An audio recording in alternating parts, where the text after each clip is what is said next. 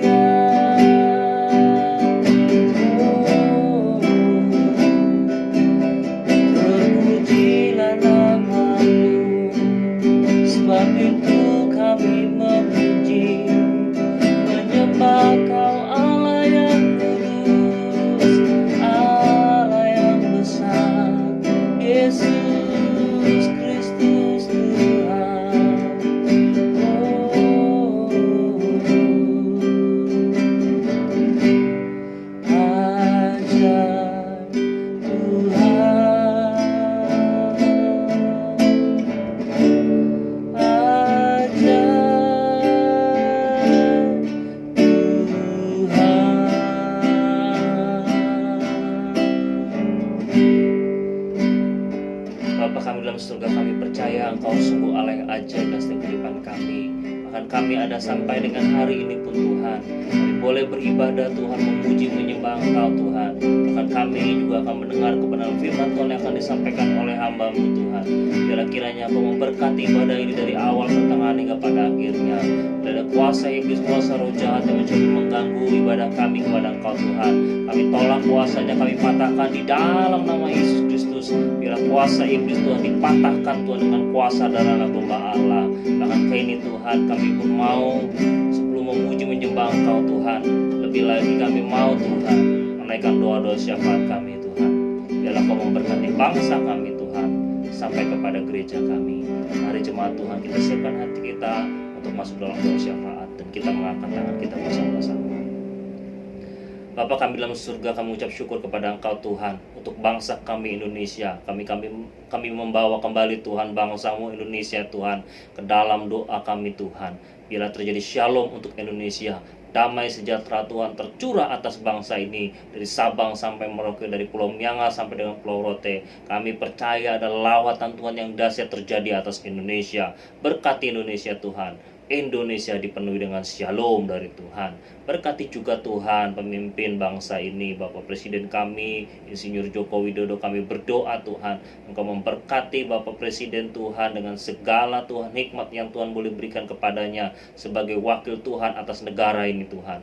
Biar kiranya Engkau boleh memberkatinya Tuhan dengan segala hikmat supaya boleh mengatur setiap kebijakan-kebijakan yang ada Tuhan, baik di tengah pandemi sekarang ini, bahkan juga untuk Tuhan di masa-masa yang selanjutnya Tuhan. Kami percaya Tuhan akan memberikan roh yang takut akan Tuhan, sehingga setiap kebijakan yang diberikan adalah yang berpihak kepada rakyat. Engkau berkati wakilnya Bapak Kiai Haji Ma'ruf Amin, bahkan Engkau berkati para menteri yang ada, bahkan juga untuk Kapolri, bahkan juga Panglima TNI, semua Tuhan yang terlibat dalam pemerintahan. Kami berdoa Engkau berikan roh yang takut akan Tuhan. Begitu pula dengan para anggota DPR, MPR Tuhan yang ada, baik Tuhan di pusat bahkan sampai ke daerah-daerah Tuhan, semuanya dijauhkan Tuhan dari keinginan egoisme Tuhan untuk korupsi Tuhan. Terima kasih Bapak. Engkau berkati juga Tuhan kota kami tercinta Jakarta Tuhan. Biarlah kiranya Engkau memberkati Jakarta Tuhan. Terima kasih Engkau telah melalukan Tuhan banjir Tuhan yang sempat terjadi di Jakarta Tuhan, tapi kami percaya semua karena perlindungan Tuhan. Berkati Bapak Gubernur, Bapak Anies Baswedan beserta dengan wakilnya Bapak Riza Patria, supaya juga lebih baik Tuhan memberikan kebijakan-kebijakan yang berpihak kepada rakyat, baik untuk penanggulangan banjir bahkan juga untuk pandemi COVID-19. Berkati Tuhan kota Jakarta dipenuhi dengan shalom dari Tuhan.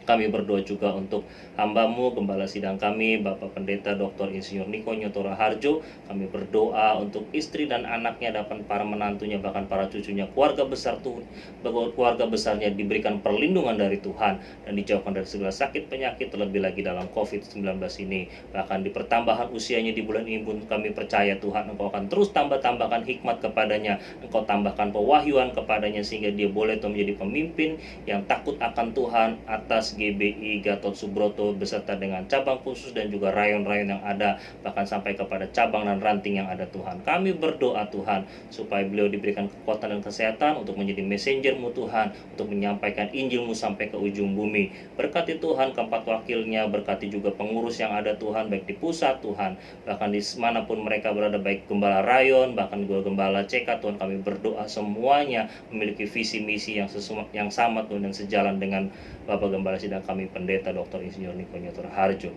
Kami pun serahkan Bapak untuk karayon kami, Gembala Rayon 1H, Bapak Pendeta Budianto Totong. Kami berdoa di dalam nama Yesus Kristus, Kau berkati istri anaknya Tuhan, bahkan keluarga besarnya. Setiap usaha yang diperlakukan pun juga Engkau berkati, sehingga dari Bapak Totong Tuhan, dari Bapak Pendeta Budianto Totong Tuhan, kami percaya Tuhan akan memakai beliau Tuhan untuk terus menjadi Bapak rohani atas Rayon 1H, memberkati Rayon 1H dan terus mengimpartasikan visi misi Rayon 1H untuk berdampak bagi dunia, baik cabang-cabang yang ada, gembala cabang yang ada. Engkau berkati semuanya Tuhan, untuk boleh sama-sama bergandengan tangan menjangkau jiwa-jiwa yang terhilang. Engkau berkati juga Tuhan untuk gembala kami Tuhan di GBI Care Laguna Pluit, Bapak Pendeta Insinyur Ajis Gozali beserta dengan Ibu Gembala Tuhan, Ibu Margaret. Kami berdoa biar kiranya kedua hamba-Mu ini terus Tuhan berikan perlindungan dan Tuhan berikan kekuatan kesehatan Tuhan, karena kami percaya biar tengah-tengah pandemi pun mereka boleh terus Tuhan pelihara, dijauhkan dari sakit penyakit, bahkan anaknya, menantunya dan cucunya semuanya diberkati Tuhan. Kami berdoa supaya beliau Tuhan berdua boleh terus menjadi Bapak dan Ibu rohani bagi kami Tuhan, gereja kami GBI Care Laguna Pluit, yang terus membangun kerohanian kami supaya dewasa rohani, dan terus Tuhan mensupport kami dalam pertumbuhan kerohanian. Terima kasih Tuhan, Engkau berkati para pekerja yang ada, pelayan Tuhan yang ada di GBI Care Laguna Pluit, dan juga para jemaat-jemaat Tuhan yang ada di GBI Care Laguna Pluit. Biarlah kiranya Tuhan terus memimpin kerohanian mereka untuk semakin hari bertumbuh menjadi dewasa Tuhan, sehingga kami semuanya Tuhan, baik pelayan Tuhan, baik jemaat Tuhan yang ada, terus boleh memberitakan Injil-Mu Tuhan sampai ke ujung bumi, dan kami boleh Tuhan mengambil bagian Tuhan untuk memberitakan dan membesarkan kerajaan Tuhan di muka bumi ini. Kami berdoa bila kiranya ada yang memiliki pergumulan, permasalahan, kami berdoa Tuhan berikan solusi jalan keluar, dan Tuhan berikan perlindungan di dalam nama Yesus Kristus. Yang sakit Engkau sembuhkan, yang dalam masalah dan pergumulan Engkau berikan jalan keluar, yang sedang berbeban berat, yang susah hati, Engkau berikan penghiburan dari Roh Kudus-Mu. Terima kasih Tuhan. Engkau berkati juga Tuhan kiranya dengan pandemi COVID-19 ini, program vaksinasi yang terjadi baik di Indonesia khususnya Tuhan, bahkan di dunia pada umumnya, kiranya itu bisa menjadi satu jalan untuk kami semua keluar Tuhan dari pandemi COVID-19 ini. Dan kiranya setiap intimidasi roh-roh jahat Tuhan yang mencoba menunggangi, memberikan roh ketakutan, kecemasan, bahkan memberikan hal-hal yang mengintimidasi, kami tolak kuasa tersebut di dalam nama Yesus Kristus. Bahkan juga Engkau memberkati para tenaga medis yang ada, baik juga para dokter, perawat, semuanya Tuhan yang terlibat, baik menangani kasus positif, bahkan yang menangani pasien yang meninggal yang ada di Tuhan. Juga Engkau memberkati para tenaga medis yang menjalani program vaksinasi, semuanya Tuhan berikan perlindungan dan hikmat. Terima kasih Bapak, kami siap memuji menyembah Engkau lebih lagi, dan biar doa syafaat ini kami tutup Tuhan dan kami sempurnakan hanya di dalam nama Tuhan Yesus Kristus. Haleluya, amin, haleluya. Kita percaya kita punya Tuhan yang luar biasa, yaitu namanya Tuhan Yesus Kristus. Saya mau sapa kita semua, shalom, salam sehat buat kita semua, dan salam integritas di dalam Tuhan kita Yesus Kristus. Karena tahun 2021 ini adalah tahun integritas, di mana kita boleh sama-sama bertumbuh dalam kerohanian kita, dalam karakter kita, untuk menjadi serupa dan segambar dengan Kristus. Mari kita simpan hati kita untuk memuji menyembah Tuhan. Kita mau katakan bahwa Yesus, Engkau sungguh baik dalam setiap kehidupan kami.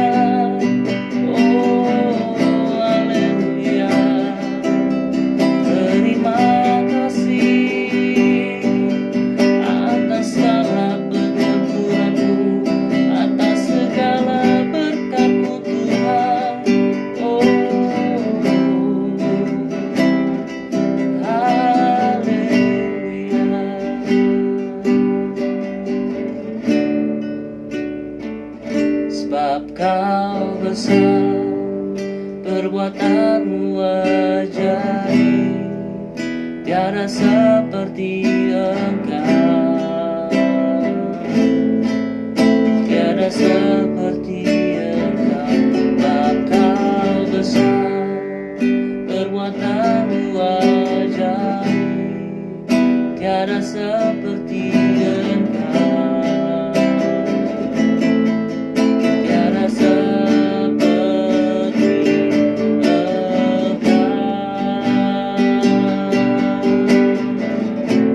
Sebab Kau besar, sebab Kau besar, perbuatanmu ajaib, tiada seperti Engkau,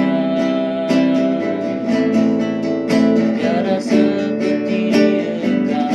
Sebab Kau besar, perbuatanmu ajaib, tiada seperti Engkau,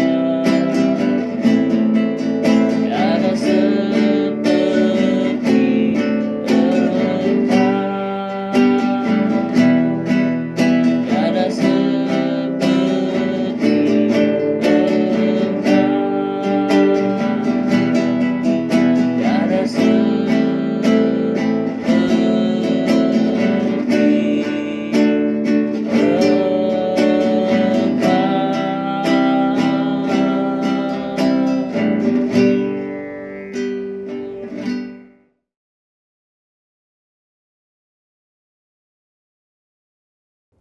Shalom semuanya.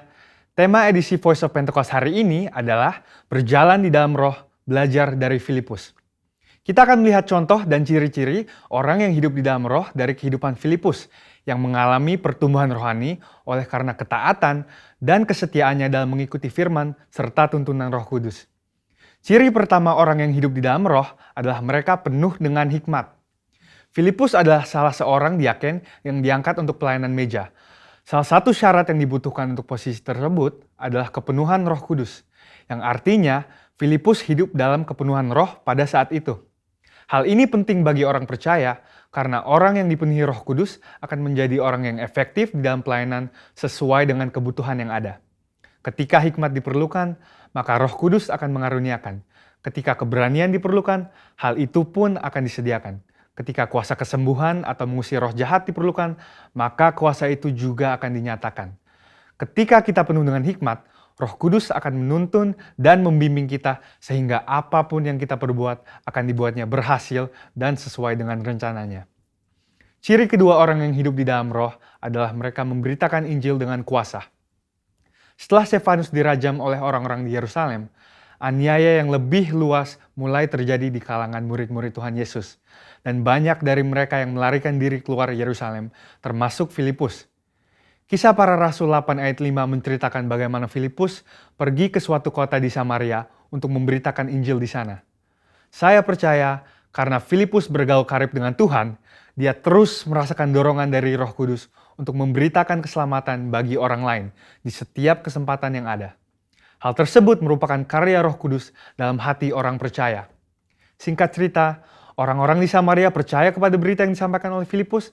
Mereka membuka hati dan Roh Kudus pun bekerja dan menjamah setiap orang yang mendengar hingga hati mereka berbalik kepada Tuhan.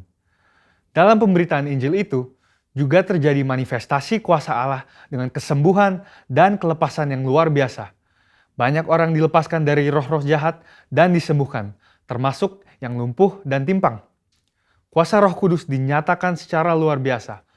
Hal ini menggenapi apa yang Tuhan Yesus katakan bahwa tanda-tanda heran dan mujizat akan terjadi di dalam pelayanan murid-murid Tuhan Yesus. Melalui kejadian ini, kita bisa melihat bahwa Filipus yang bergaul intim dengan Tuhan dipakai menjadi alat Tuhan yang efektif dalam membawa Injil keselamatan. Kuasa Tuhan sungguh dinyatakan bagi orang-orang yang bergaul intim dengan Roh Kudus. Ciri ketiga orang yang hidup di dalam roh adalah mereka mentaati Tuhan dengan segenap hati. Suatu hari ketika Filipus sedang di tengah pelayanan yang terus berkembang di Samaria, Tuhan mengutus satu malaikat untuk membawa pesan untuk dia. Kisah Para Rasul 8 ayat 26 berkata, "Kemudian berkatalah seorang malaikat Tuhan kepada Filipus. Katanya, bangunlah dan berangkatlah ke sebelah selatan, menurut jalan yang turun dari Yerusalem ke Gaza. Jalan itu jalan yang sunyi. Dibutuhkan ketaatan yang besar untuk melakukan perintah Tuhan dengan kondisi seperti Filipus pada waktu itu. Filipus bisa saja berpikir bahwa pelayanannya masih sangat dibutuhkan di Samaria, atau belum ada orang lain yang bisa menggantikannya untuk melayani di sana. Namun, Filipus memilih untuk taat dan pergi ke tempat di mana Tuhan memerintahkan. Tanpa diketahuinya, ternyata saat itu ada seorang bendahara kerajaan dari Ethiopia yang sedang dalam perjalanan pulang ke negaranya. Dia seorang penganut agama Yahudi yang pulang dari ibadah di Yerusalem dan saat itu sedang membaca kitab Yesaya. Filipus dituntun oleh Roh Kudus untuk mendekati kereta pembesar itu dan menanyakan apakah dia mengerti arti dari ayat yang dibacanya. Ternyata dia tidak mengerti dan meminta Filipus untuk menerangkannya. Dia menggunakan kesempatan ini untuk memberitakan Injil dan bendahara tersebut pun akhirnya percaya dan dibaptis. Ini adalah contoh bahwa seringkali Roh Kudus akan mendorong kita untuk melakukan hal-hal yang mungkin tidak bisa kita mengerti. Dan dalam situasi seperti ini, yang dibutuhkan dari kita hanyalah ketaatan. Dan pada waktunya, Tuhanlah yang akan menyatakan rencananya kepada kita, seperti dalam contoh kehidupan Filipus. Ciri keempat orang yang hidup di dalam Roh adalah mereka membimbing keluarganya di dalam Tuhan. Bertahun-tahun kemudian, Rasul Paulus pergi untuk mengunjungi Filipus yang saat itu tinggal di Kaisaria. Kisah Para Rasul 21 ayat 8-9 menyebutkan bahwa dia mempunyai 4 anak yang mempunyai karunia untuk bernubuat. Mungkinkah kehidupan rohani dari anak-anak Filipus yang demikian timbul dari hubungan yang jauh dari Roh Kudus? Hal itu tidak mungkin. Anak-anak Filipus hidup intim dengan Tuhan dan mereka bertumbuh dalam kerohanian yang luar biasa. Mereka bertumbuh dalam aspek-aspek kerohanian yang lain seperti mengasihi Tuhan, hidup dalam kekudusan, dan pelayanan bagi gereja Tuhan dari bimbingan ayahnya yang hidup bergaul dengan Tuhan. Kesimpulannya adalah bahwa iman kita tidak akan berkembang dengan sehat jika kita tidak mengandalkan firman Tuhan dan Roh Kudus. Sebab kehidupan yang intim dengan Tuhan harus dibangun secara intensional dan harus disertai dengan disiplin rohani dan hati yang lembut sehingga orang lain pun bisa merasakan dampak dari kuasa Roh Kudus melalui kehidupan kita. Saudara, untuk penjelasan lebih lengkapnya dari tim teologi kami, jangan lupa buka link yang ada di atas atau scan QR Code yang tersedia. Salam integritas, Tuhan Yesus memberkati.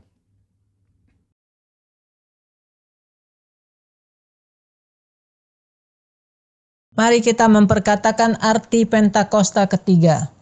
1.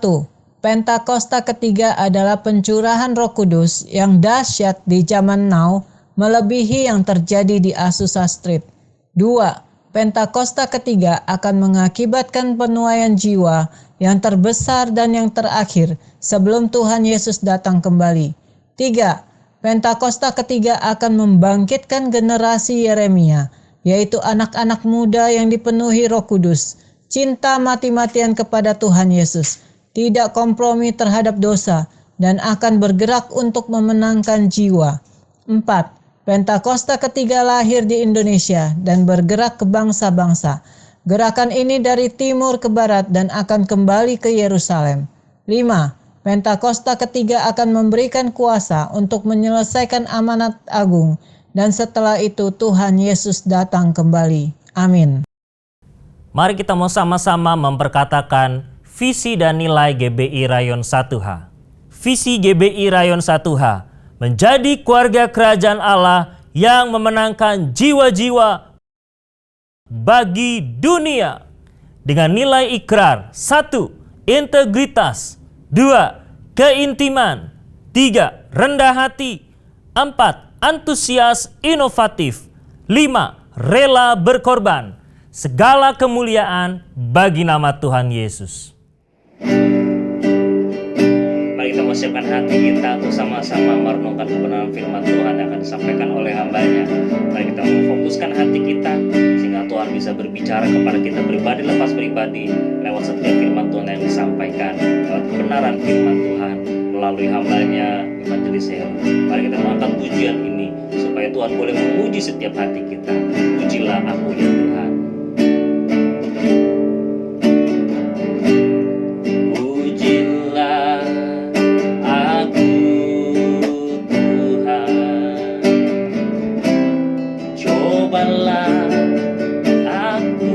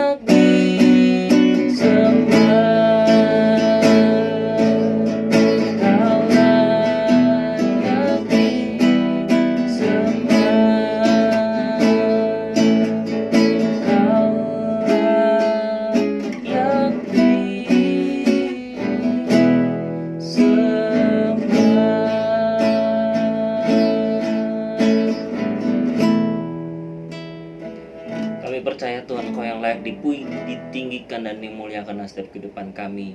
Kini mari siapkan hati kami Tuhan untuk mendengar kebenaran firman Tuhan. Engkau berkati hamba-Mu, Evangelis Heru, supaya memberitakan apa yang menjadi kebenaran firman Tuhan. Dan setiap benih ilahi yang ditaburkan, biarlah itu tertanam, berbuah, berkembang Tuhan, dan menjadi dampak bagi setiap kehidupan kami semua. Dan memberkati kehidupan kami secara pribadi, bahkan juga setiap orang-orang sekeliling kami. Ajar kami Tuhan untuk terus melakukan kebenaran firman-Mu, dan berkati pemberitaan ini Tuhan. Setiap kebenaran firman Tuhan yang disampaikan hanya di dalam nama Tuhan Yesus Kristus. Haleluya.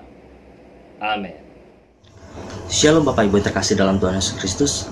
Bersyukur pada pagi hari ini kita masih diberikan kesempatan, diberikan kesehatan, diberikan kekuatan untuk kita sama-sama mendengarkan kebenaran firman Tuhan pada pagi hari ini. Mari kita siapkan hati dan pikiran kita untuk kita masuk dalam kebenaran firman Tuhan pada pagi hari ini. Sebelum kita masuk dalam kebenaran firman Tuhan, kita tundukkan kepala, kita berdoa bersama-sama. Bapa yang baik dalam kerajaan surga, kami bersyukur Tuhan pada pagi hari ini Tuhan masih memberikan kami kekuatan, Tuhan masih memberikan kami kesempatan untuk kami boleh datang kepada Tuhan dalam ibadah online Tuhan. Kami percaya Tuhan, ibadah pagi hari ini bukan ibadah yang biasa-biasa saja. Kami percaya ada lawatan Roh Kudus, ada kekuatan yang baru yang Tuhan berikan kepada kami. Ada lawatan Tuhan hadir dalam setiap kehidupan kami, karena kami percaya Tuhan ketika kami memuji dan menyembah Tuhan, Engkau hadir di tengah-tengah kami, Engkau menjamah, melawat, dan memberikan kami penghiburan yang baru ya Bapa. Terima kasih Tuhan, kalau sebentar kami akan mendengar kebenaran firman-Mu. Urapi hamba-Mu, urapi kami semua Tuhan. Biarlah Tuhan firman yang boleh hamba-Mu sampaikan itu semua berasal daripada Engkau. Dan biarlah Tuhan benih ilahi itu boleh tumbuh di dalam setiap hati kami Tuhan. Dan kami boleh melakukan kebenaran firman-Mu dengan baik di dalam kehidupan kami Tuhan. Di dalam nama Tuhan Yesus kami bersyukur dan berdoa. Haleluya. Amin. Sekali lagi shalom. Salam integritas, salam sehati untuk kita semua. Bapak Ibu yang terkasih, sebenarnya di dalam bulan Februari, kita di minggu terakhir bulan Februari, kita bersyukur. Kenapa? Karena yang pertama, kita memperingati di mana Bapak Gembala Sidang kita, yaitu Bapak Pendeta Dr. Insinyur Niko Notorohajo boleh merayakan ulang tahun. Dan bulan ini saya menamakannya bulan kasih. Kenapa? Karena kita juga tahu di bulan ini ada Valentine. Mungkin ya orang Kristen nggak merayakan Valentine gini ya, tapi kita mau memaknainya di mana di hari kasih sayang. Nah, saya membawakan sebuah tema untuk di minggu terakhir bulan Februari ini, itu tentang kasih. Kasih di dalam kitab Roma 12 ayat 17 sampai 21. Mari kita buka Alkitab kita sama-sama, kitab Roma 12 ayat 17 sampai 21, kita baca bersama-sama pada pagi hari ini. Roma 12 ayat 17 sampai 21. Janganlah membalas kejahatan dengan kejahatan. Lakukanlah apa yang baik bagi semua orang. Ayat 18. Sedapat-dapatnya, kalau hal itu bergantung padamu, hiduplah dalam perdamaian dengan semua orang. Ayat 19. Saudara-saudaraku yang kekasih, janganlah kamu sendiri menuntut pembalasan, tetapi berilah tempat kepada murka Allah. Sebab ada tertulis, pembalasan itu adalah hakku. Akulah yang akan menuntut pembalasan. Firman Tuhan. Ayat 20. Tetapi jika seterumu lapar, berilah dia makan. Jika ia haus, berilah dia minum. Dengan berbuat demikian, kamu memupukkan bara api di atas kepalanya. Ayat 21. Janganlah kamu kalah terhadap kejahatan, tetapi kalahkanlah kejahatan dengan kebaikan. Bapak Ibu yang terkasih, pagi ini kita akan sama-sama belajar tentang kata kasih, mengenai kasih. Dalam kenyataan imannya untuk mengikuti Yesus, Bapak Ibu, sebagai orang Kristen, sebagai orang percaya, sebagai anak Tuhan, ada salib yang harus kita tanggung, ada beban yang harus kita pikul. Dan bahkan kita harus terus-menerus belajar sebagai anak Tuhan untuk memberikan pengampunan. Sebagai anak Tuhan, tadi saya bilang ada beban, ada permasalahan, ada persoalan, pasti ada salib yang harus kita pikul. Tapi dituntut juga sebagai anak Tuhan, sebagai orang percaya, kita dituntut untuk belajar memberikan pengampunan kepada musuh-musuh kita. Hal ini tentu menjadi satu hal yang nggak mudah, dan hal ini menjadi satu hal yang cukup sulit untuk kita pelajari. Kenapa? Di dalam kehidupan ini ketika kita disakiti, ketika kita mengalami kekecewaan, kita harus membalas dengan kebaikan. Kita harus bisa mengampuni. Hal ini bukan karena ajaran dari saya Bapak Ibu tentang kasih ini, tapi ini sudah ada di dalam kitab PL, Perjanjian Lama maupun Perjanjian Baru. Dan Tuhan Yesus sendiri yang mengajarkan agar kita mampu memberikan pengampunan atau mengasihi kepada musuh-musuh kita. Pagi ini kita sudah belajar dari kitab Roma 12 ayat 17 sampai 21. Nah, kita sudah baca kitabnya pada pagi hari ini. Kita harusnya sebagai anak Tuhan, sebagai pelayan-pelayan Tuhan, sebagai hamba-hamba Tuhan, harusnya kita mengalami pertumbuhan rohani.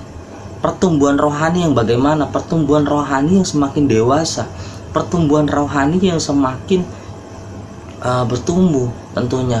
Ketika mengalami persoalan ya harusnya bertumbuh rohaninya, nggak mentok di situ. Nah, sama halnya ketika seorang anak kecil, Bapak Ibu, anak kecil ketika dipukul tangannya, anak kecil ini mungkin akan balas dengan polos, dia akan pukul kembali tangan orang yang memukul dia atau tangan lawannya. Ketika ditendang, dia akan menendang kembali. Pertumbuhan rohani yang benar, pertumbuhan rohani yang baik adalah pertumbuhan rohani yang tidak melakukan seperti anak kecil ini. Dan bukan juga pertumbuhan rohani dunia, tetapi pertumbuhan rohani secara rohaniawan. Jadi berbeda Bapak Ibu. Ketika anak kecil dipukul ya dia balas pukul, ketika ditendang dia balas tendang, ketika didorong dia akan balas mendorong. Ini adalah sifat dunia. Atau mungkin berpikir gini, ketika orang dewasa bertumbuh, ya tingkat kreativitasnya juga bertumbuh. Contoh ketika orang dewasa dipermalukan di muka umum, atau orang dewasa dipukul. Orang dewasa ini tidak akan balas pukul Bapak Ibu. Kenapa? Karena tingkat kreativitasnya berbeda tentu. Kenapa saya bilang berbeda? Jelas berbeda. Orang dewasa ketika dipukul, dia nggak akan langsung balas pukul. Tapi next time atau di lain waktu, di lain kesempatan, mungkin bisa saja ketika dia dipukul, nanti malam rumahnya lawannya bisa dibakar atau bisa dicegat di jalanan. Nah, tingkat kreativitas pembalasannya justru bisa lebih kejam orang dewasa. Nah, ini adalah sifat duniawi, sifat pertumbuhan yang salah gitu Bapak Ibu. Nah, ketika tadi saya bilang tingkat kreativitasnya berbeda, pengalaman anak kecil itu berbeda juga. Anak kecil tadi belum mengalami satu pengalaman, satu pertumbuhan. Nah, orang dewasa tadi sudah mengalami satu pengalaman dan satu pertumbuhan. Tapi ini adalah pertumbuhan secara dunia, bukan secara rohani.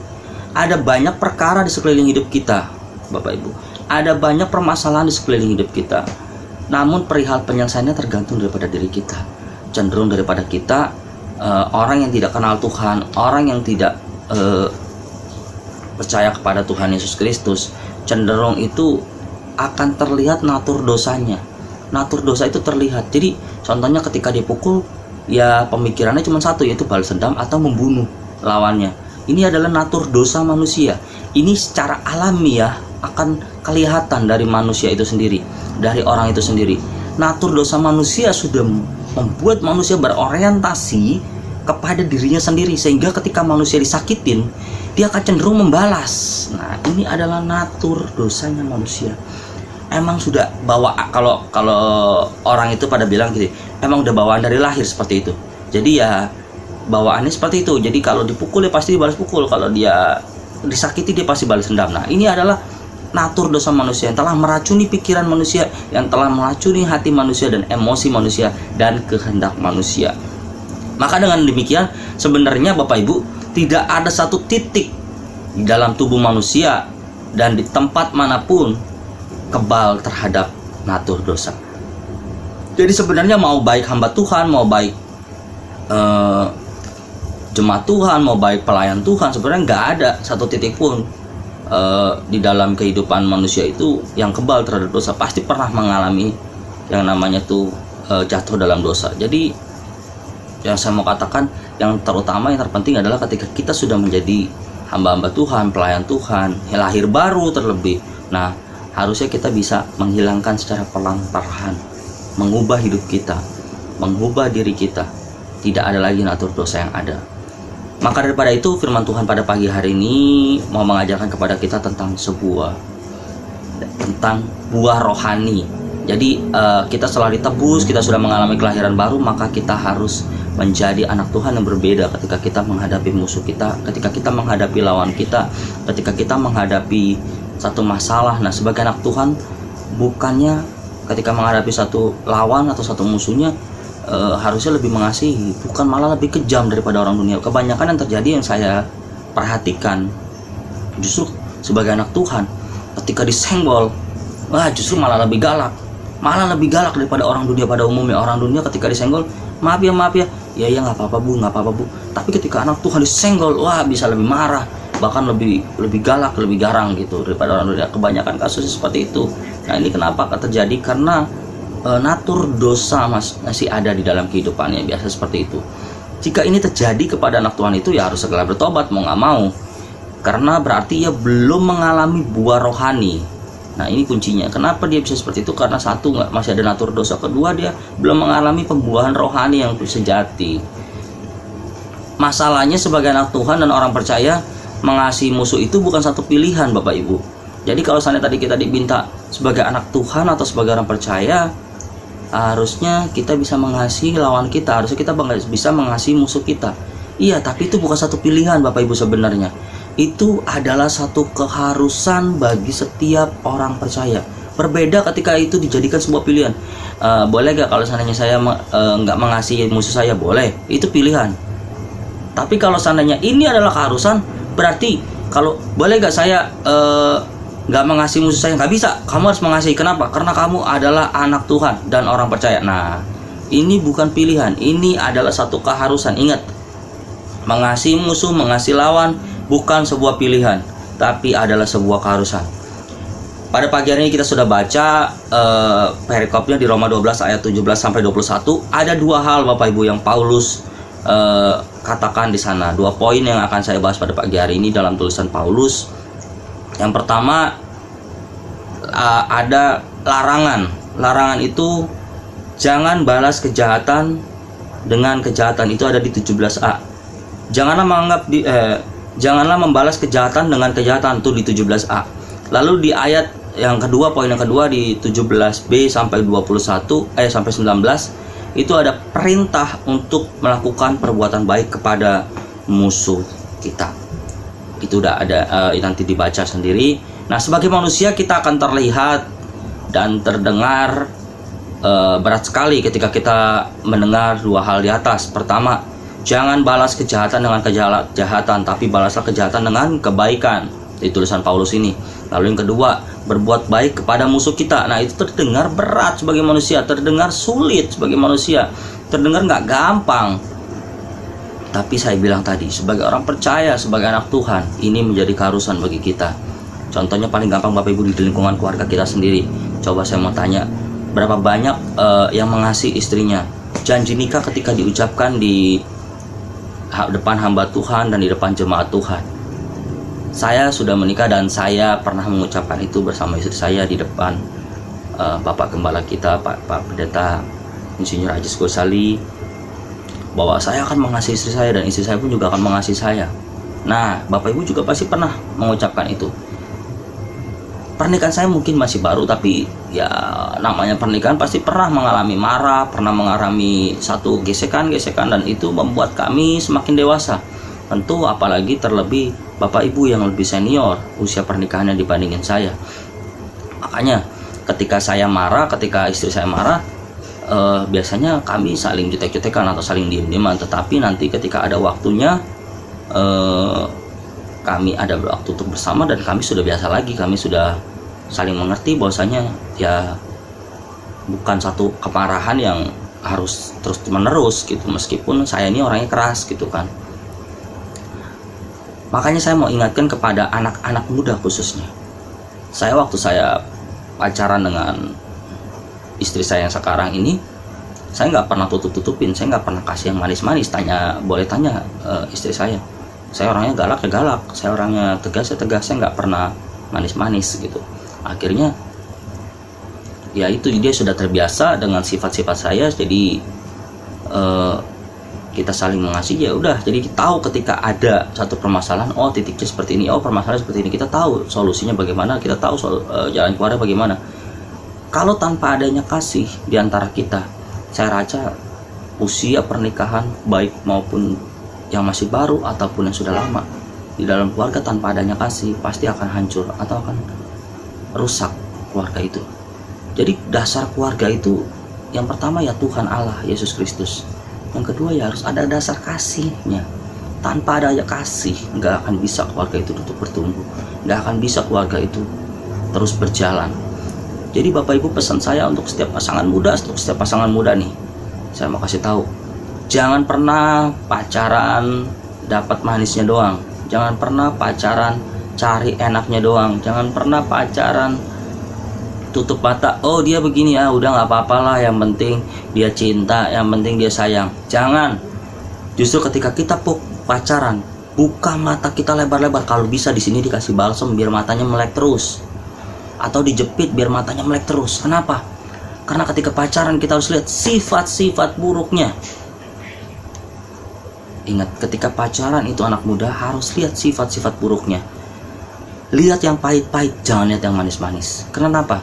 Nanti ketika kita sudah menikah, ketika kita sudah punya keluarga, yaitu terbalik. Kalau pacaran buka mata, ketika sudah berkeluarga harus bisa tutup mata. Kenapa? Suami melakukan ini, sifat buruknya ini, istrinya melakukan dia sifat buruknya ini, harus bisa tutup mata. Kenapa? Karena biar bagaimanapun itu adalah teman hidup kita sampai maut memisahkan kita. Nah, itulah definisi kasihnya. Jadi kasih itu penting ada untuk setiap keluarga. Kasih itu penting di dalam keluarga. Itu adalah contoh yang paling real, contoh yang paling gampang, contoh yang paling simpel tentang kasih yang ada di dalam keluarga atau yang terdekat dengan kita. Mari kita akan lihat perikop kita pada pagi hari ini Bapak Ibu, di Roma 12 ayat 17 sampai 20a. Kita akan lihat, kita akan baca sama-sama sampai 20a saja. Janganlah membalas kejahatan dengan kejahatan, lakukanlah apa yang baik bagi semua orang sedapat-dapatnya. Kalau hal itu bergantung padamu, hiduplah dan dalam perdamaian dengan semua orang. Ayat 19, saudara-saudaraku yang kekasih, janganlah kamu sendiri menuntut pembalasan, tetapi berilah tempat pada murka Allah.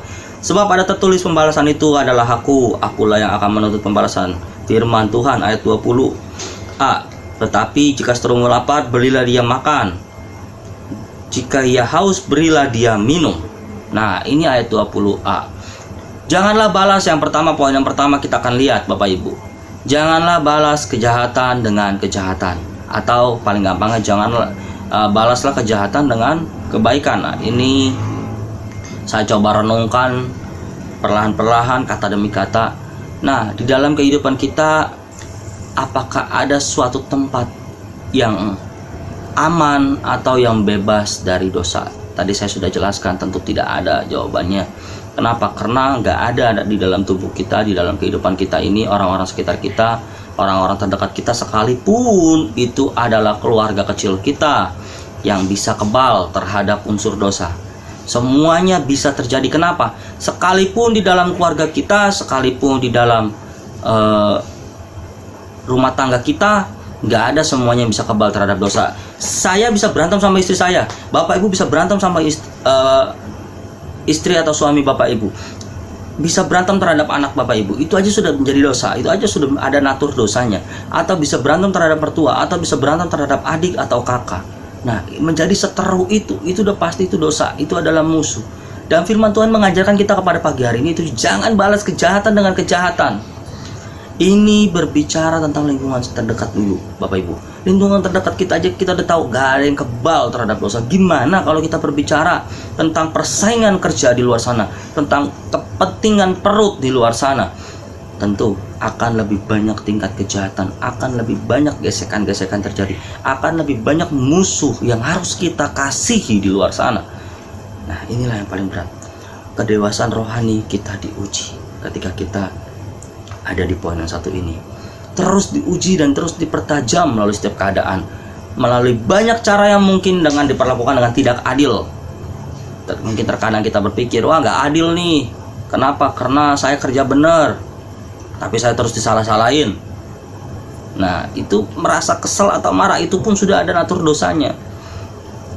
Maka saya bilang tadi, hal terdekat keluarga pun juga bisa sama menjadi satu salah. Hal terdekat dengan lingkungan kita pun juga sama, juga nggak benar. Nah, ada satu ilustrasi Bapak Ibu pada pagi hari ini. Ada satu tempat di mana di satu desa yang tadinya nggak ada tingkat kriminalitas, tadinya jauh dari tingkat kriminalitas, bahkan desa ini cukup terpencil. Lalu tinggal satu orang keluarga bersama satu orang anaknya. Ketika beberapa tahun kemudian sang ayah menonton televisi, juga melihat satu kondisi dan keadaan di desanya itu. Dia melihat bahwasanya daerah dia atau zona tempat tinggal dia itu masuk dalam tingkat kriminalitas yang cukup tinggi. Tingkat kriminalitas yang cukup tinggi maksudnya bagaimana? Yaitu banyak sekali kriminalitas yang terjadi di sana. Misalkan perampokan, pemalakan, pembunuhan, dan lain-lain. Lalu sang ayah ketika pagi hari membaca TV dan membaca koran, dia duduk dan dia sambil berpikir bahwasanya bagaimana cara mengatasinya ini. Ya udah, berarti ketika dia pergi keluar, dia tidak boleh membawa uang banyak, dia tidak boleh membawa perhiasan, dia tidak boleh memakai ini dan itu, karena di sana banyak tingkat kriminalitas cukup tinggi. Satu kali ketika sang ayah ini mau pergi ke rumah saudaranya, lalu ditinggalkanlah semua barang-barang berharganya, dompet, perhiasan mungkin, terus uang pun dia nggak bawa, semuanya dia nggak bawa. Dia keluar dari rumah, dia dengan santainya berjalan. Lalu benar saja Bapak Ibu yang terjadi ketika kita tahu di dalam media televisi diberitakan bahwa tingkat kriminalitas di sana cukup tinggi. Ketika dia keluar, dia berjalan nggak lama dari tempat tinggal dia dan dia mau pergi ke rumah saudaranya, dia diberhentikan oleh beberapa orang di sana di pinggir jalan, meminta dia uang. Lalu dia bilang, nggak ada, saya nggak punya uang, saya nggak punya apa-apa, saya nggak bawa barang berharga. Lalu diperiksa semuanya yang ada di dalam kantong dia, kantong baju dan kantong celananya diperiksa, dan memang tidak ditemukan apa-apa. Tetapi Bapak Ibu, dari kejauhan terdengar suara anak kecil dengan manis dan sayup-sayupnya berkata manja kepada bapaknya, "Ayah, ayah, dompetmu tertinggal." Bayangin Bapak Ibu, apa yang akan kita lakukan terhadap anak ini atau anak kita jika kita ada di dalam posisi sang ayah ini? Pasti kita akan marah kepada anak ini. Kamu benar-benar jadi anak kau bodoh sekali. Kemana sang ibu? Atau bisa berseteru, bisa marah. Nah, maka saya bilang tadi, di lingkungan keluarga terdekat kita pun kadang-kadang kita bisa menjadi atau memiliki natur dosa. Kenapa? Karena kita bisa marah, kita bisa ini. Yaitu adalah satu hal yang memang harus kita bisa belajar untuk bisa mengampuni sebagai anak Tuhan. Kita harus bisa belajar jangan membalas kejahatan dengan kejahatan. Nah, hal ini mungkin terdengar bodoh bagi setiap kita. Kenapa? Ketika kita dijahatin kok kita harus diem? Ketika kita dijahatin kok kita harus berbuat baik kepada orang yang telah berbuat jahat kepada kita? Memang secara lisan tidak mudah Bapak Ibu, tapi prakteknya begitu sulit. Tapi sebagai contoh, mungkin ada hamba Tuhan Bapak Ibu. Kalau paling gampang ya Bapak Ibu, ada hamba Tuhan yang dilempar batu oleh jemaatnya. Misalkan hamba Tuhan dilempar batu oleh jemaatnya. Bapak Ibu mungkin berpikir gini, sebagai hamba Tuhan harusnya jangan balas dong. Kan hamba Tuhan kan udah belajar jangan balas kejahatan dengan kejahatan, harusnya balas kejahatan dengan kebaikan. Oh iya benar Bapak Ibu, hamba Tuhan itu nggak balas lemparnya dengan batu, dia nggak lempar lagi dengan batu, dia lempar dengan bunga. Mantap Bapak Ibu, keren kan? Lempar dengan bunga plus pot-potnya, jangan lupa. Bayangin Bapak Ibu, ada natur dosanya juga. Jadi ini sebuah lelucon saja. Jadi kalau seandainya saya pun ditimpuk dengan batu, ya tenang aja Bapak Ibu, saya nggak akan timpuk dengan batu, saya timpuk dengan bunga sama plus pot-potnya. Jadi ada natur dosa Bapak Ibu, ada natur dosa di setiap kita. Lelucon saja ya Bapak Ibu, ya ada natur dosa setiap kita. Yang pastinya ketika kita disakiti, ketika kita mengalami satu kekecewaan, kita akan balas menyakiti atau kita akan balas menyerangnya. Tapi Bapak Ibu, bahayanya ketika kita mau balas menyerangnya, Alkitab mengajarkan kepada kita dengan jelas dan dengan tegas, mengatakan bahwasanya kita harus bisa mengasihi dan mengampuni orang yang menjadi seteru kita. Kita harus membalas kejahatan dengan kebaikan. Bahkan kita sama-sama belajar dari Tuhan kita Yesus Kristus.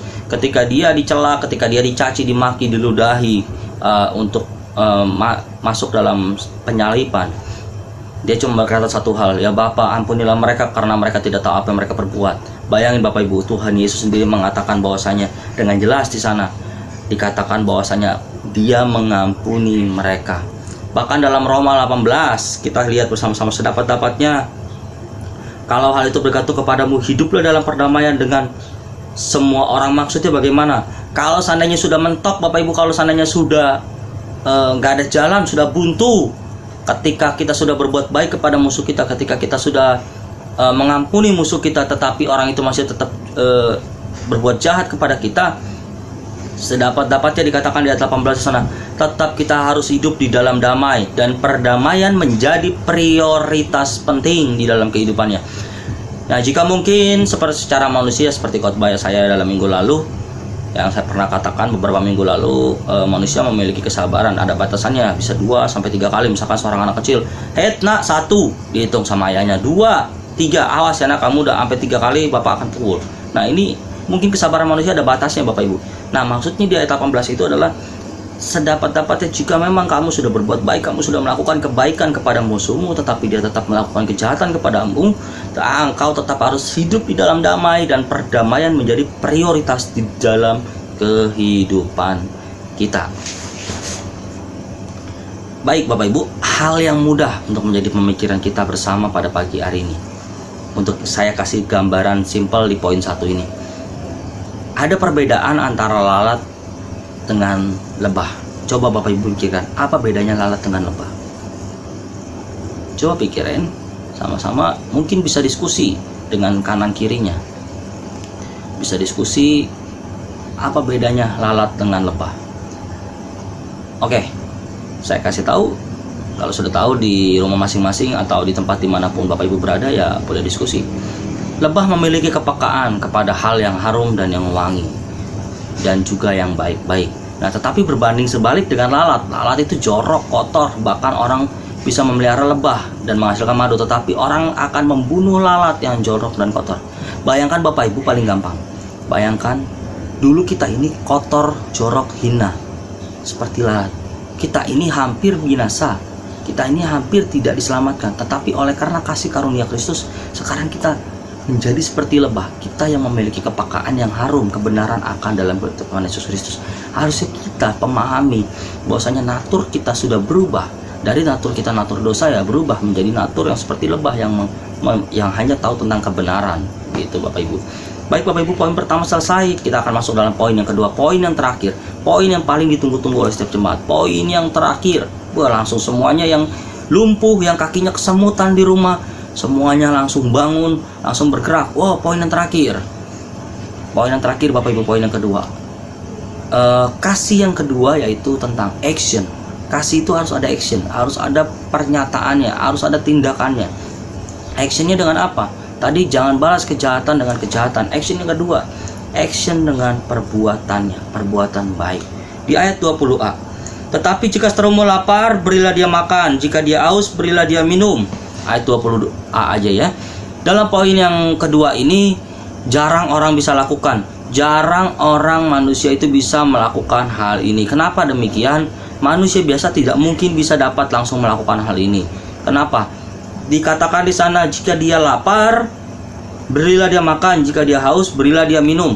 Bayangin Bapak Ibu, kita harus bisa mengampuni aja udah ibaratnya sudah luar biasa gitu kan. Kita sudah bisa berdamai aja, itu sudah luar biasa. Ini kita sudah berdamai aja, kita ketemu sama orang yang menyakiti kita, kadang-kadang kita masih suka menghindar, kita masih putar balik. Di depan ada orang yang kemarin ngatain gua harus putar balik, nggak mau lapor papasan sama dia. Geli, sebel. Nah, biasanya gitu, masih ada rasa kecewa, masih ada rasa sakit hati. Bayangkan di ayat 22 ini dikatakan, jika musuhmu lapar, kita harus ketawa bahagia. Nah, Bapak Ibu, jika dia haus, biarin aja, biar dia mati sampai dia dehidrasi. Begitukah ayatnya berkata? Enggak, Bapak Ibu. Di ayat 20a dikatakan, tetapi jika seterumu lapar, berilah dia makan. Bukan dikatakan, jika seterumu lapar, kita harus ketawa, kita harus bahagia, kita harus bersuka cita. Biarin aja dia mati kelaparan. Atau mungkin, jika dia haus, biarin aja biar dia mati dehidrasi.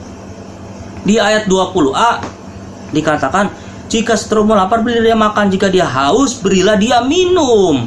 Bukan didiemin. Jadi sebenarnya Bapak Ibu, di ayat 20a itu mengatakan tentang kebutuhan pokok atau kehidupan pokok daripada musuh kita atau lawan kita. Jadi itu adalah berbicara tentang setiap kebutuhan-kebutuhan. Jika dia lapar, ya kita harus bisa cukupi musuh kita. Kita harus bisa memberikan dia makanan, kita harus bisa memberikan dia minuman. Dan kita akan masuk di dalam poin terakhir di 20b. Di 20b-nya Bapak Ibu, kita akan lihat di ayat 20 B-nya, yaitu dengan berbuat demikian kamu memupukkan bara api di atas kepalanya.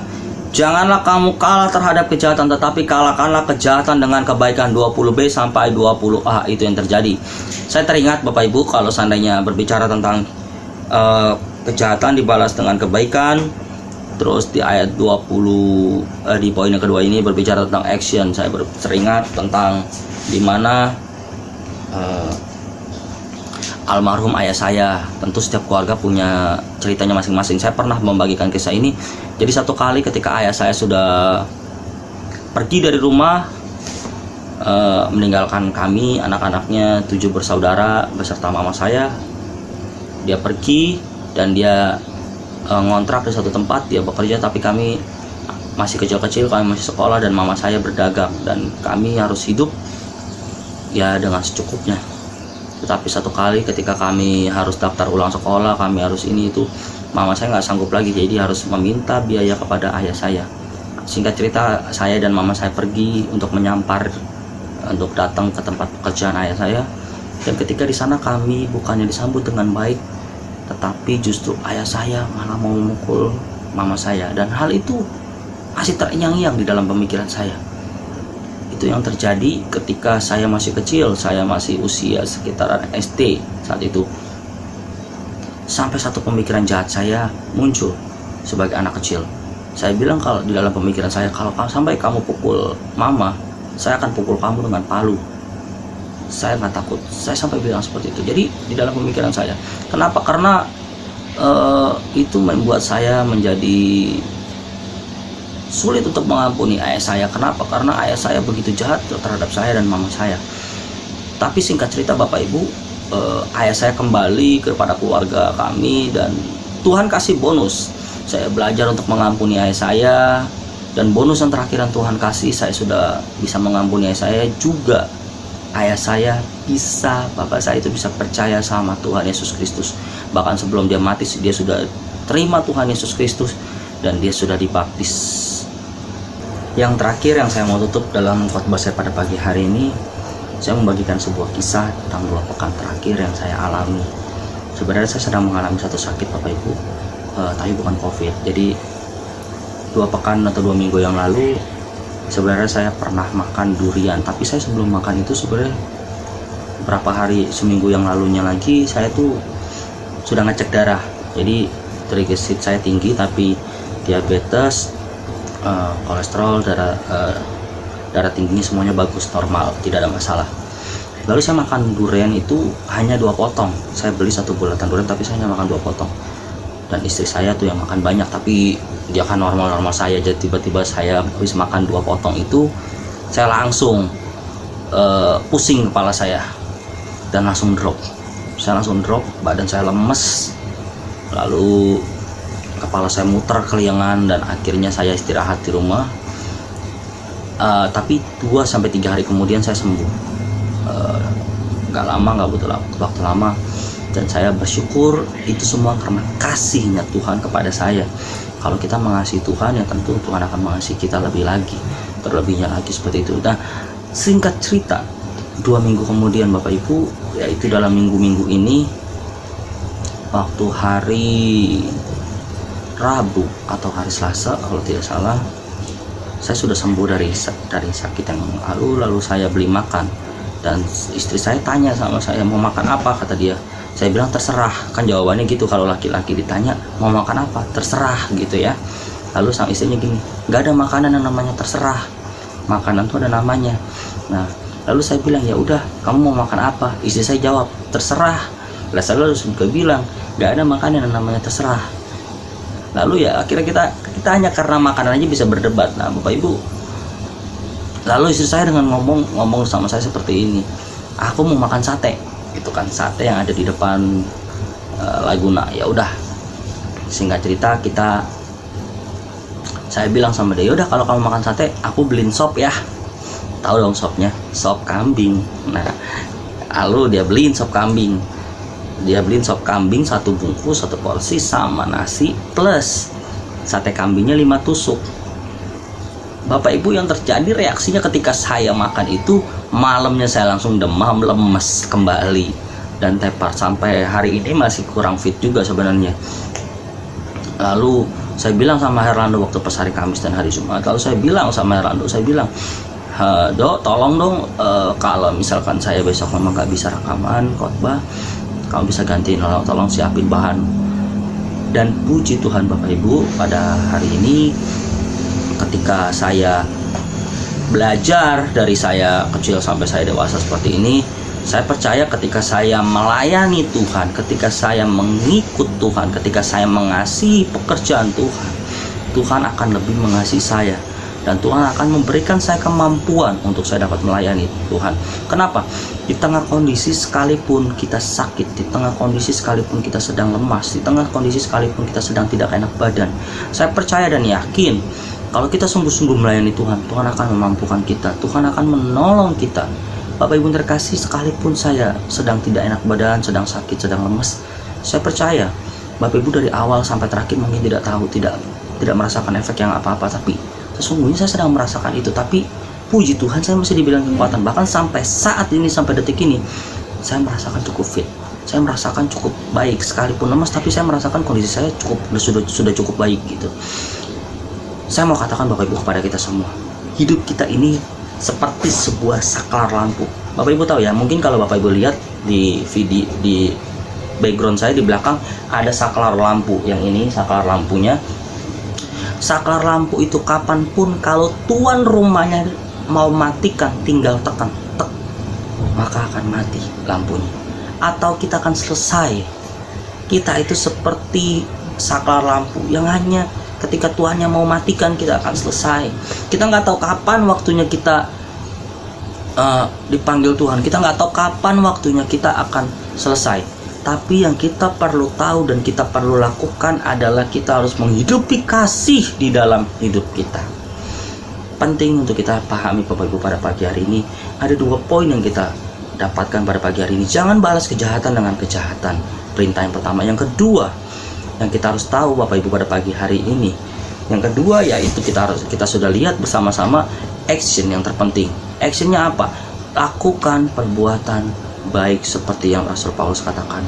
Di poin yang kedua dikatakan bahwasanya jika seteru kita lapar atau musuh kita lapar, kita harus berikan dia makan. Jika dia haus, kita harus berikan dia minum. Jadi bukannya ketika kita ngelihat musuh kita kelaparan, syukurin, biarin aja biar mati kelaparan. Atau mungkin ketika musuh kita haus, biarin aja biar mati dehidrasi. Enggak seperti itu. Sebagai anak Tuhan, sebagai pelayan Tuhan, sebagai hamba Tuhan yang sudah ada buah rohaninya, harusnya kita tidak melakukan itu, tapi kita melakukan yang benar menurut ketetapan dan ketentuan firman Tuhan. Amin. Untuk kebenaran firman Tuhan pada pagi hari ini, kita tundukkan kepala, kita berdoa bersama-sama. Bapa yang baik dalam kerja surga, kami bersyukur Tuhan pada pagi hari ini kami sudah mendengarkan kebenaran firman-Mu. Bapa, berkati kami semua Tuhan. Biarlah kami Tuhan menjadi pelaku kebenaran firman-Mu tentang kasih Tuhan. Biarlah kami boleh menghidupi kasih di dalam kehidupan kami Tuhan, di dalam keluarga kami, di dalam setiap pekerjaan kami, di dalam setiap langkah kehidupan kami. Kami percaya Tuhan akan memberikan kami kekuatan untuk kami melakukan kasih di dalam kehidupan kami. Terima kasih Tuhan Yesus, hamba-Mu selesai materaikan firman-Mu di dalam kehidupan kami Tuhan. Biarlah Tuhan menolong setiap anak-anak-Mu Tuhan. Tuhan menolong setiap jemaat-Mu Tuhan yang mungkin hari ini sedang mengalami pergumulan Tuhan. Mereka yang hari ini sedang mengalami suatu pergumulan beban hidup Tuhan, kami percaya Tuhan akan memberikan kelegaan. Mereka yang hari ini sedang mengalami sakit penyakit, Tuhan akan tolong, Tuhan akan sembuhkan, Tuhan akan pulihkan keadaan mereka.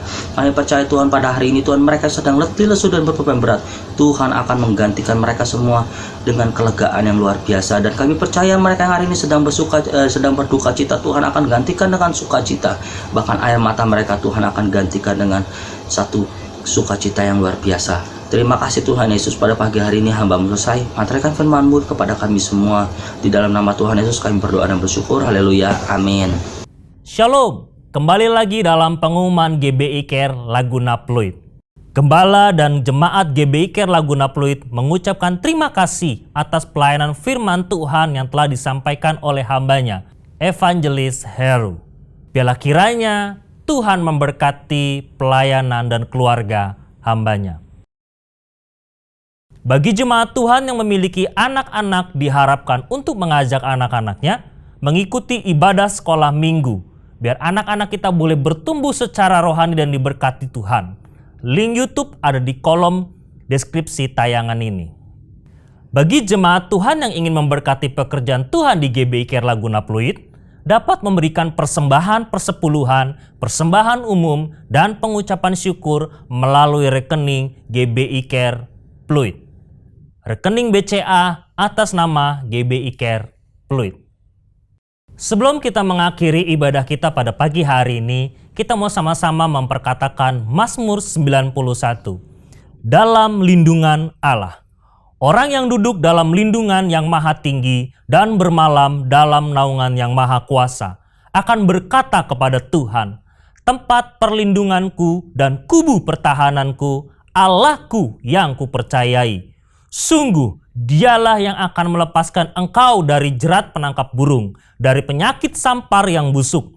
Dengan kepaknya ia akan menudungi engkau, di bawah sayapnya engkau akan berlindung. Kesetiaannya ialah perisai dan pagar tembok. Engkau tak usah takut terhadap kedahsyatan malam, terhadap panah yang terbang di waktu siang, terhadap penyakit sampar yang berjalan di dalam gelap, terhadap penyakit menular yang mengamuk di waktu petang. Walau 1.000 orang rebah di sisimu dan 10.000 di sebelah kananmu, tetapi itu tidak akan menimpamu. Engkau hanya menontonnya dengan matamu sendiri dan melihat pembalasan terhadap orang-orang fasik. Sebab Tuhan ialah tempat perlindunganmu, yang maha tinggi telah kau buat tempat perteduhanmu. Malapetaka tidak akan menimpa kamu dan tulah tidak akan mendekat kepada kemahmu. Sebab malaikat-malaikatnya akan diperintahkannya kepadamu untuk menjaga engkau di segala jalanmu.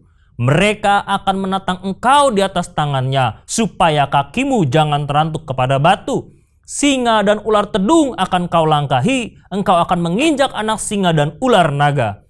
Sungguh hatinya melekat kepadaku, maka aku akan meluputkannya, aku akan membentenginya, sebab ia mengenal namaku. Bila ia berseru kepadaku, aku akan menjawab. Aku akan menyertai dia dalam kesesakan. Aku akan meluputkannya dan memuliakannya. Dengan panjang umur akan kukenyangkan dia dan akan kuperlihatkan kepadanya keselamatan daripadaku. Amin. Sebelum kita menerima berkat daripada hambanya, mari kita bersatu dalam doa untuk menutup ibadah kita pagi hari ini.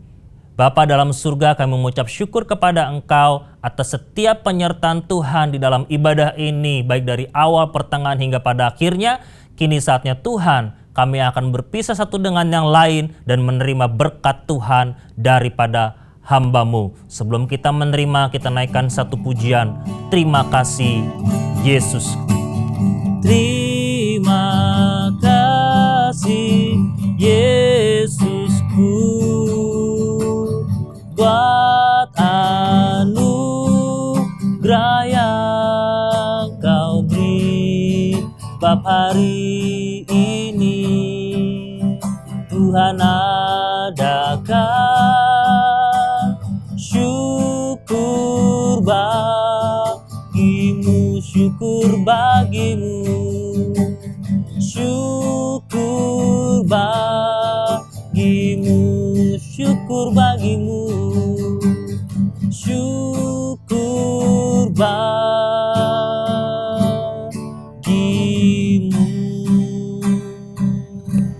Mari saudara-saudara yang dikasih dalam Tuhan, kita bangkit berdiri, kita mau menerima berkat yang daripada Tuhan.